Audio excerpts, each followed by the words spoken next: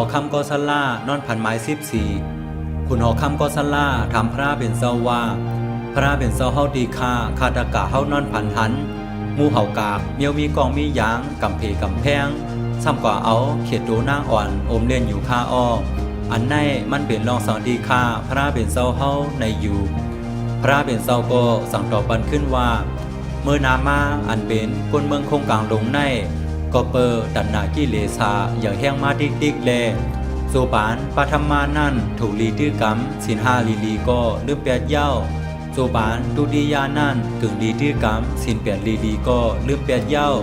โซปานตติยานั่นถึงลีดื้อกำสิน10ลีก็ลืมแปดเย้าจอมหนังโซเผอบานมันเฮอป้อมออยู่เศร้าซ้อมศีลาสินทำลีนั่นเป็นหยาบมีหยาบเต้เย้าอำวาทวานุ่มกลุ่มมึงเมาซ้อมอาลงกามากุ่งลงหาป้าซัมปออ่ำอิ่มอ่ำเติกไล่เสบอกแลถึงดีตายมากก็ซุ่มหลายเปียนกำนำเย้าพระเป็นเศร้าต่อปันขึ้นซึ่งหนังไหนคนหอคำก็สลานอนพันไม้15คนหอคำก็สลาถามพระเป็นเศร้าว่าพระเป็นเศร้าเฮาดีค่าคาตากาเฮานอนพันหัน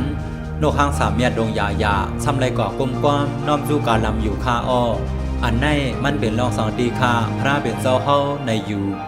พระเป็นเจ้าก็สั่งต่อปันขึ้นว่าเมื่อนามาอันเป็นในเมืองคงกลางลงในปนก่ออันหมอกย่างหลีสีเมียดในมีเล็กเกอีมางนาปนเมือกซ้ำเตนำมาหรือกูวันแลกับไก่ด้วยลองเฮ็ดลองสร้างกูซื้อกูลองในปนหลีเดไล่เอาก้นเมือกว่าเสียงสั่งเตอยู่ไล่เย้า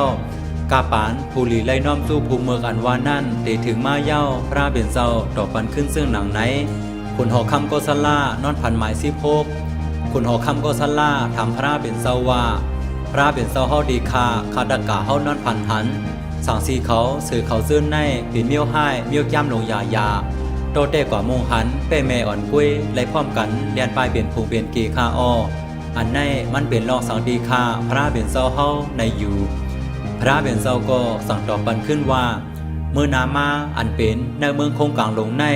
เพราะว่าศาสนาเก่าพระอัมมีเย้าป้อไหนซึ้งถึงกาปานก้นหลีเขาไล่ป้ายก้นเมือกมาเก้าเมืองเลื่อนแหลงเอื้องกูดี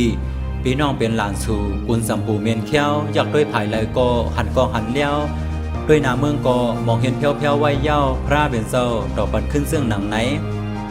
คนหอคำก็สลานอนผังสีถามพระเป็นเจ้าและช่วยเย้ากว่าที่ในเย้าค่าพาวนว่าลองอันไล่ลาดในมาในเดบันตั้งหูตั้งหันหลายก็ไล่อยู่